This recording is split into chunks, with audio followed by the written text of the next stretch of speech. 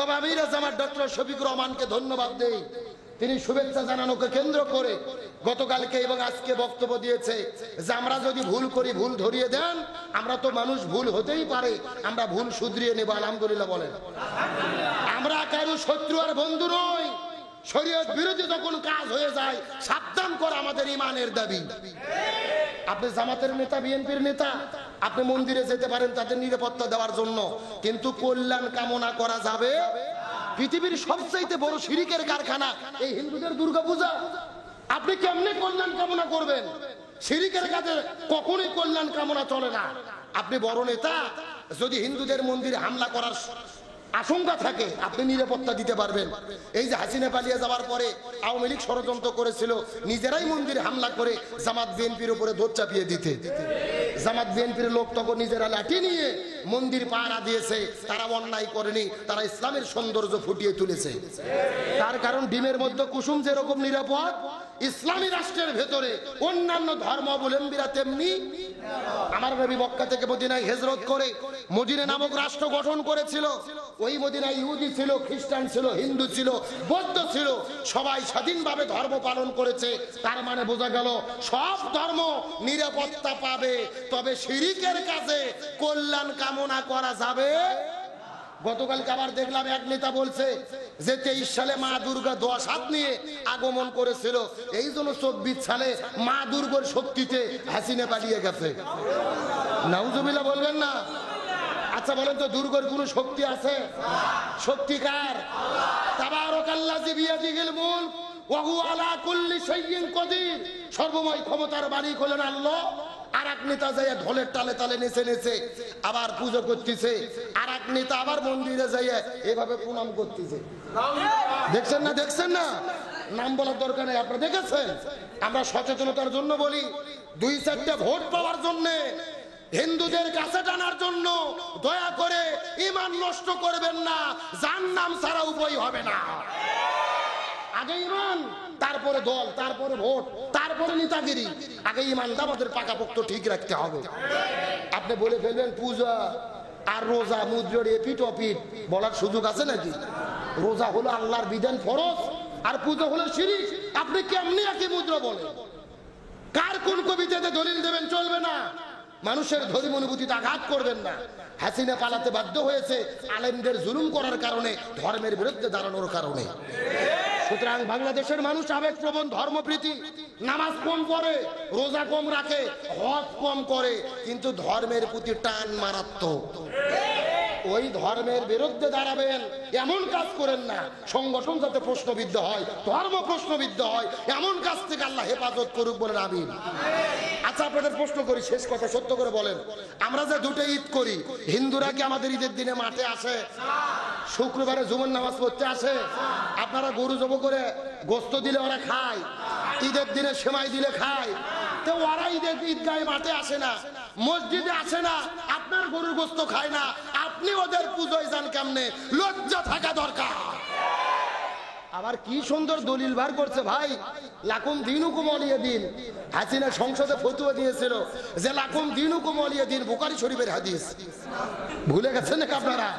কোরআনের আয়াত আর বলতেছে বুখারী শরীফের হাদিস। ভালো করে বোঝেন, এই সূরা আল্লাহ কেন নাজিল করলো, প্রেক্ষাপটটা আমাদের জানা দরকার।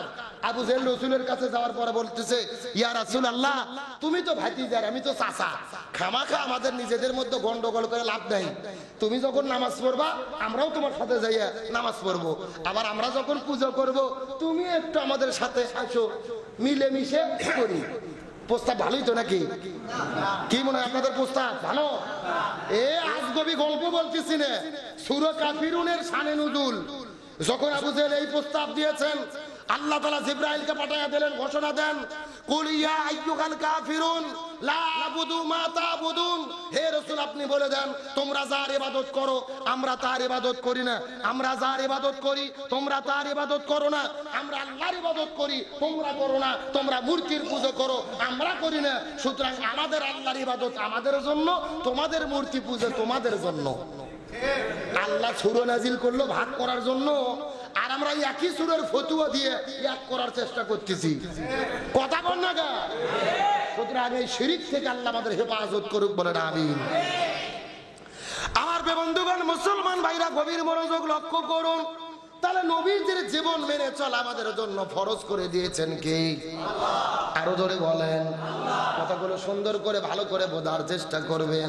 আমার নবী জমিনের ভেতরে শান্তি প্রতিষ্ঠা করার জন্য 17 বছর বয়সের ভেতরে একটা দল গঠন করেছিল, যেই দলের নাম হলো হিলফুল ফুজুল। কি নাম বললাম? এ বগুড়ার মুসলমান, আর বেশি কষ্ট দেব না, গভীর মনোযোগ। আমার নবী 17 বছর বয়সের ভেতরে এই জমিনের মধ্যে হিলফুল ফুজুল দল গঠন করার পরে 17 বছর থেকে শুরু করে 40 বছর পর্যন্ত নবীজি চেষ্টা করলো এই জমিনের মধ্যে শান্তি কায়েম করার জন্য। কিন্তু দুর্ভাগ্যজনক ব্যাপার হলো, আমার নবী 23 বছর ধরে এই জমিনে চেষ্টা করেছে, তারপরেও শান্তি কায়েম করতে পারলো। এ বগুড়ার মুসলমান, ভালো করে বোঝার চেষ্টা করবেন। নবীজি 23 বছর ধরে চেষ্টা করেছে, কিন্তু জমিনের ভেতরে শান্তি কায়েম করতে পারলো না। কিন্তু নবীজির বয়স যখন 40 বছর হয়ে গেল, আল্লাহ নবীজির উপরে যখন কোরআন নাজিল করে দিলেন, নবীজি কোরআনের দাওয়াতটা যখন দেওয়া শুরু করে দিল, ওই কোরআন জমিনে বাস্তবায়ন হয়ে গেল, তখন জমিনে শান্তি প্রতিষ্ঠা হলো। নবীজির জীবনটা দুই ভাগে ভাগ করার চেষ্টা করেন। নবুয়ত পাওয়ার আগে 23 বছর, অর্থাৎ 17 থেকে 40 পর্যন্ত 23 বছর, আবার 40 থেকে শুরু করে 63 পর্যন্ত নবুয়ত পাওয়ার পরে 23 বছর। আগে 23 বছর নবী চেষ্টা করলেন, দুনিয়ায় শান্তি প্রতিষ্ঠা করতে পারলেন না। কিন্তু পরে 23 বছরে নবীজি কেন শান্তি কায়েম করতে পারলো? এর পেছনে কারণ হলো, আগের 23 বছরের ভেতরে নবীজির কাছে দল ছিল, কিন্তু নবীজির দলের ভেতরে আল্লাহর কোরআনের সংবিধান ছিল না। কথা কি বোঝা যায়? এ ভালো করে বোঝেন।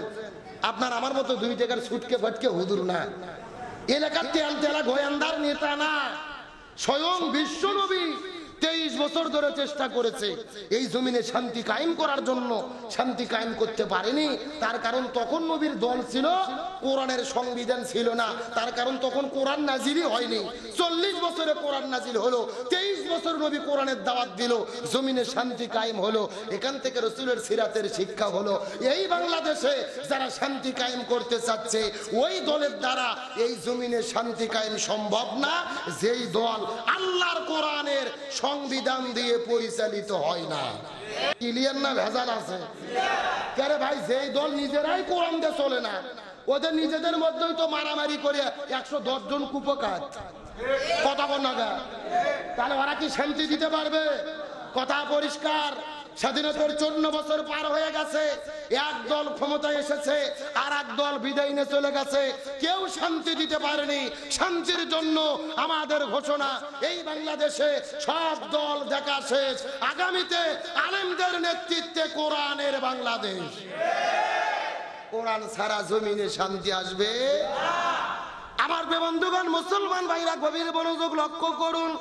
এই জন্য আমার নবী যে হাদিস শরীফের মধ্যে কত চমৎকার করে বিদায়ী হজের দিনে 100 লক্ষ সাহাবীদের সামনে বলে গিয়েছেন, তারাকতু ফীকুম আমরাইন লান তাদিল্লু মা তামাসসাকতুম বিহিমা কিতাবাল্লাহি ওয়া সুন্নাতা রাসূলি। আমি তোমাদের জন্য 2টা জিনিস রেখে যাচ্ছি, এই 2টা জিনিস যদি তোমরা আঁকড়ে ধরতে পারো, কখনোই তোমরা পথভ্রষ্ট হবে না, দুনিয়াতেও শান্তি পাবা, আখিরাতেও মুক্তি পাবা। চিৎকার করে বলেন তো দেখি কয়টা জিনিস? 1 নম্বর হলো কিতাব, আল্লাহর কিতাব কোরআন।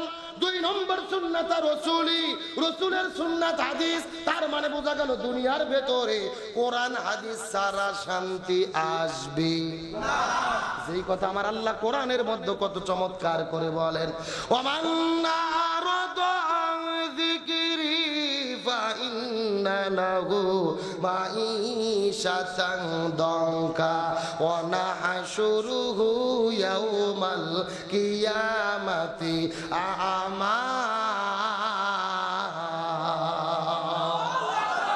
সূরা তোহা 16 নম্বর পারার 19 নম্বর পৃষ্ঠার 13 নম্বর লাইন 124 নম্বর আয়াতে কারিমা, তাফসিরে ফি জিলালিল কোরআন আল্লামা সৈয়দ কুতুব শহীদ রহমাতুল্লাহ আলাইহি তার কিতাবের মধ্যে তাফসিরে বর্ণনা করে বলেন, এই পৃথিবীর মানুষেরা এই দুনিয়ার ভেতরে কোরআন বাদ দিয়ে যারা জীবন পরিচালনা করবে আর শান্তি শান্তির জিকির করতে থাকবে, এদের জীবনে আমি আল্লাহ কোনো শান্তি রাখবো না, বরং মাই শাতাং দঙ্কা, তাদের জীবনটা অশান্তিতে ভরে দেব। আর দুনিয়ার ভেতরে যারা কোরআন মেনে জীবন পরিচালনা করবে না, আল্লাহ হাসরের ময়দানে তাদের দুই চোখকে কানা করে অন্ধ করে হাসরে উত্তোলন করবে। জোরে বলেন নাউজুবিল্লাহ। তার মানে যারা কোরআন মেনে চলবে না তাদের জীবনে অশান্তি